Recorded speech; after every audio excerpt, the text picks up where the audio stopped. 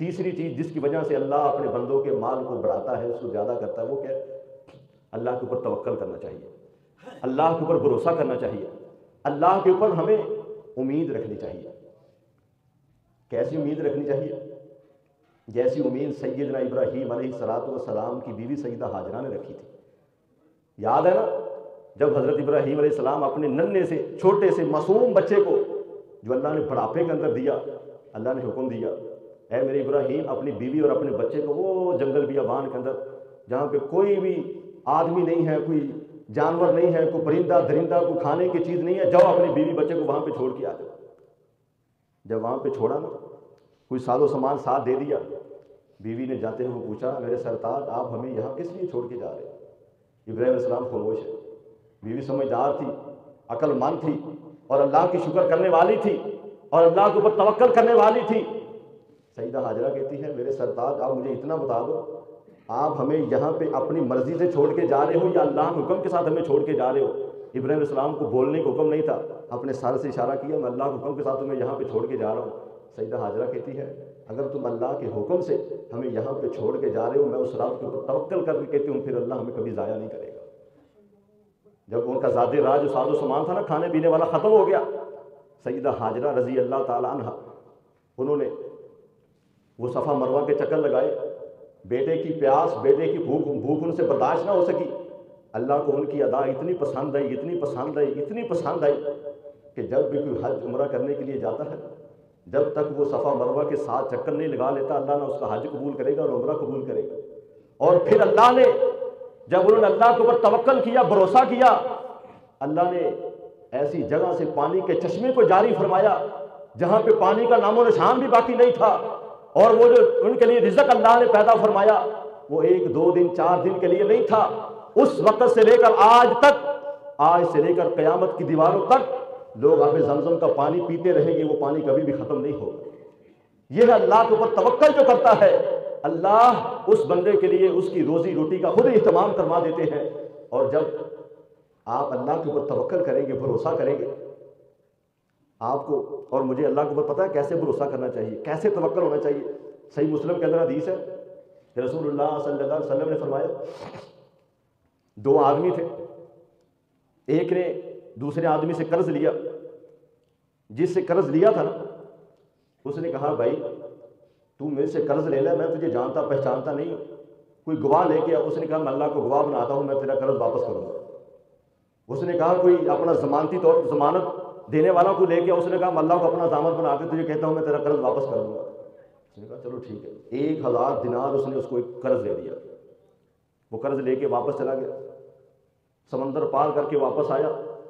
ایک وقت مقرر ہو گیا کہ میں فلاں وقت تمہاری جو امانت ہے، تمہارا جو قرض لیا ہے وہ واپس لوٹا دوں گا۔ جب وہ وقت آیا نا، وہ بندہ سمندر کے کنارے پہ جاتا ہے، کشتی کا یا جہاز کا انتظار کر رہا ہے، شام تک انتظار کرتا رہا، کوئی چیز نہ ملی اس کو۔ شام کو جب جانے لگا اس نے کہا اللہ میں تیرے اوپر توکل کر کے تجھے اپنا ضامن بنا کے، تجھے اپنا گواہ بنا کے اس سے قرض لیا تھا۔ کہتا ہے اللہ میں ایک لکڑی کو، اس بندے نے ایک لکڑی پکڑی، اس کو چیر پھاڑ کر ایک سوراخ کیا، سوراخ کے اندر اس نے وہ رقم رکھی، ایک پرچی لکھ کے اس کے اندر ڈال دی، پھر اوپر اس کو بند کر دیا، سمندر کے سپرد کر دیا۔ کہا اللہ یہ امانت میری ہے، پہنچانا تیرا کام ہے، میں تیرے توکل کے اوپر، تیرے بھروسے کے اوپر اس کو چھوڑ رہا ہوں۔ اب بندے نے لکڑی کے اندر اپنی وہ درہم رکھے، دینار رکھے، جو رقم لی تھی وہ رکھی،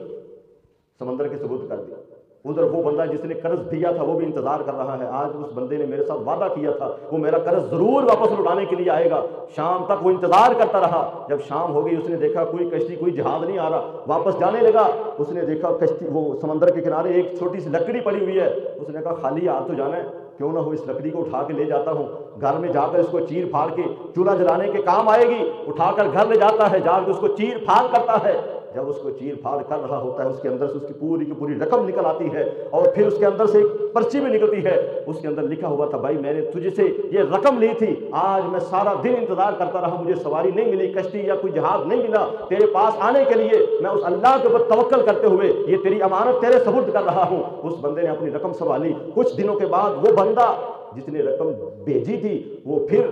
اس کے پاس جاتا ہے، کہتا ہے بھائی میں نے یہ تیرے سے 1000 دینار یا درہم لیے تھے، میں تیری رقم واپس لوٹانے کے لیے آیا ہوں۔ وہ بھی آگے سے بندہ اللہ کے اوپر توکل کرنے والا تھا، اس نے کہا بھائی جس رب کے اوپر بھروسہ کرتے ہوئے تم نے سمندر کے اندر ایک لکڑی کے ذریعے میرے پاس اپنی رقم بھیجی تھی، میرے اور تیرے رب نے وہ رقم میرے پاس پہنچا دی ہے۔ اس طرح کا توکل ہمیں ہونا چاہیے اپنے رب کے اوپر۔ ہم تو انسان ہیں نا، ہم تو انسان ہیں، اپنے آنے والے جو مشکل حالات ہوتے ہیں ان کے لیے ہم اپنے لیے 1 سال کا، 1 مہینے کا، یا 15 دن کا، یا 1 ہفتے کا اپنے پاس مال جمع رکھتے ہیں، اس کو ذخیرہ کر لیتے ہیں، اس کو جوڑ لیتے ہیں، اپنے پاس رکھ لیتے ہیں کہ ہمارے مشکل حالات میں کام آئے گا۔ قربان جاؤں پیارے پیغمبر جناب محمد رسول اللہ صلی اللہ علیہ وسلم نے کیا فرمایا؟ آپ فرمایا لو انکم توکلون علی اللہ حق توکلہ لرزقکم کما یذکر الطیر تغدو خماسا وتروح بطانا۔ آپ نے فرمایا لوگو اگر تم اللہ پر اس طرح بھروسہ کرو جس طرح اس کے اوپر بھروسہ کرنے کا حق ہے، اللہ کے نبی صلی اللہ علیہ وسلم، اللہ کے اوپر بھروسہ کرنے کا کیا حق ہے؟ آپ نے فرمایا اگر تم اس طرح بھروسہ کرو گے، اس طرح توکل کرو گے جس طرح اس کے اوپر بھروسہ توکل کرنے کا حق ہے، تو تمہیں ایسے ہی رزق دے گا جیسے وہ پرندوں کو رزق دیتا ہے، جیسے وہ پرندوں کو رزق دیتا ہے۔ آگے آپ نے کیا فرمایا؟ آپ نے فرمایا وہ پرندے جنہوں نے اپنے پاس کوئی مال ذخیرہ نہیں کیا ہوتا، اپنے پاس کوئی مال جمع نہیں کیا ہوتا، آپ نے فرمایا وہ صبح کو خالی پیٹ نکلتے ہیں اپنے گھونسلوں سے، اپنے جہاں تو انہوں نے اپنے رہنے کے لیے جگہ بنائی ہوتی ہے، اور شام کو جب لوٹتے ہیں اپنے پیٹ بھر کے لوٹتے ہیں۔ اس طرح اپنے رب کے اوپر بھروسہ توکل کرنا ہمارا کام ہے، ہمارے رزق کے اندر برکت کو ڈالنا یہ رب رحمان کا کام ہے۔ یہ ہے تیسری چیز، اللہ کے اوپر ہمیں توکل اور بھروسہ ہونا چاہیے، اللہ رب العالمین ہمارے رزق کے اندر برکت کو ڈال دے گا۔ اور چوتھی چیز کیا ہے؟ وہ اللہ کے راستے میں مال خرچ کرنا۔ جتنا بھی اللہ نے دیا، 100 روپیہ دیا، 1 روپیہ اللہ کے راستے میں خرچ کر دو، اللہ اس کے اندر بھی برکت ڈال دے گا، اور اس کی وجہ سے آپ کے مال کے اندر بھی برکت ڈال دے گا، جیسا کہ اللہ نے خود قرآن مجید کے اندر فرمایا فَمَا أَنفَقْتُم مِّن شَيْءٍ فَهُوَ يُخْلِفُهُ وَهُوَ خَيْرُ الرَّازِقِينَ۔ اللہ فرماتے ہیں اور تم جو خرچ کرو گے، کرتے ہو، وہ اس جگہ سے تمہیں اور عطا فرما دے گا۔ اگر تم 1 روپیہ، 10 روپے، 100 روپے اللہ کے راستے میں خرچ کرتے ہو، اللہ رب العزت فرماتے ہیں ہم اس کی جگہ پہ تمہیں اور زیادہ مال عطا فرما دیں گے۔ اور رسول اللہ صلی اللہ علیہ وسلم نے بڑی خوبصورت بات کی، سیدنا ابو ہریرہ رضی اللہ تعالیٰ عنہ فرماتے ہیں، آپ علیہ السلام نے فرمایا ما من یوم یصبح العباد فیہ الا وملکان ینزلان یقول احدہما اللہم اعط منفقا خلفا ویقول الآخر اللہم اعط ممسکا تلفا۔ رسول اللہ صلی اللہ علیہ وسلم نے فرمایا ہر دن صبح کے وقت آسمان سے 2 فرشتے نازل ہوتے ہیں، ہر دن صبح کے وقت آسمان سے 2 فرشتے نازل ہوتے ہیں، اور وہ 2 فرشتے پتہ ہے کس لیے نازل ہوتے ہیں؟ رسول اللہ صلی اللہ علیہ وسلم نے فرمایا ان میں سے ایک یہ دعا کرتا ہے، کیا دعا کرتا ہے؟ اللہم اعط منفقا خلفا، اللہ جو تیرے راستے میں خرچ کرتا ہے اس کو اور زیادہ عطا فرما دے، اللہ جو تیرے راستے میں خرچ کرتا ہے اس کو اور زیادہ عطا فرما دے۔ اور دوسرا فرشتہ کہتا ہے اللہم اعط ممسکا تلفا، اللہ جو تیرے راستے سے خرچ کرنے سے اپنے آپ کو پیچھے ہٹا لیتا ہے، اللہ اس کے مال کو تباہ و برباد کر دے۔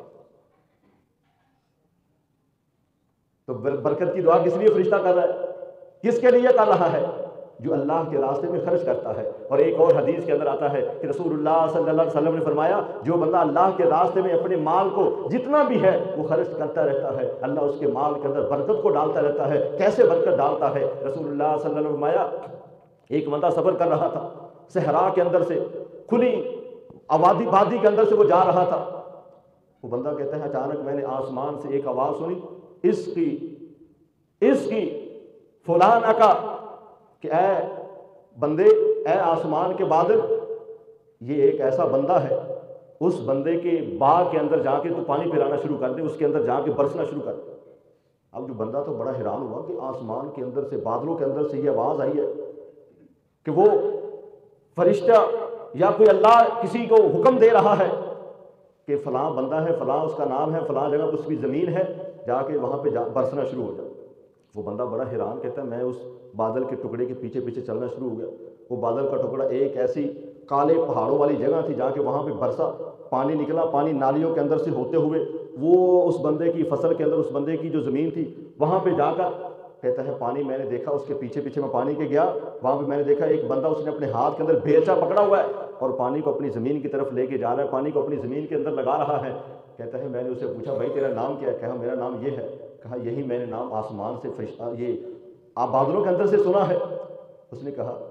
تو کون سا ایسا کام کرتا ہے جس کی وجہ سے اللہ نے حکم دیا ہے بادلوں کو کہ جاؤ فلاں بندے کی زمین کے اندر جا کے برسو، اس کی زمین کو پانی کی ضرورت ہے۔ اس نے کہا اگر تو نے مجھے یہ بتایا ہے نا کہ میں نے تیرا نام آسمان کے اندر یہ بادلوں کے اندر سے سنا ہے، تو میں تجھے بتاتا ہوں میں کون سا کام کرتا ہوں۔ شاید میرے اسی کام کی وجہ سے اللہ بادلوں کو حکم دیتا ہے وہ میری زمین کے اوپر آ کے برسنا شروع ہو جاتے ہیں۔ کہتا ہے جب میں اپنی اس فصل کو کاٹتا ہوں اس کے 3 حصے کرتا ہوں، ایک حصہ اپنے بیوی بچوں کے لیے لے کے جاتا ہوں، دوسرا حصہ میں اسی باغ کے اوپر اس کی دوبارہ فصل تیار کرنے کے لیے اس کے اوپر لگا دیتا ہوں، اور جو تیسرا حصہ ہوتا ہے وہ اللہ کے راستے میں خرچ کر دیتا ہوں۔ شاید اللہ کو میری یہ ادا اتنی پسند آئی ہے، اسی وجہ سے اللہ میرے رزق کے اندر، میری روزی کے اندر، میری اس کھیتی باڑی کے اندر برکت کو عطا فرما دیتا ہے۔ میرے پیارے بھائیو، یہ وہ چیزیں ہیں جن کے کرنے سے اللہ رب العالمین میرے اور آپ کی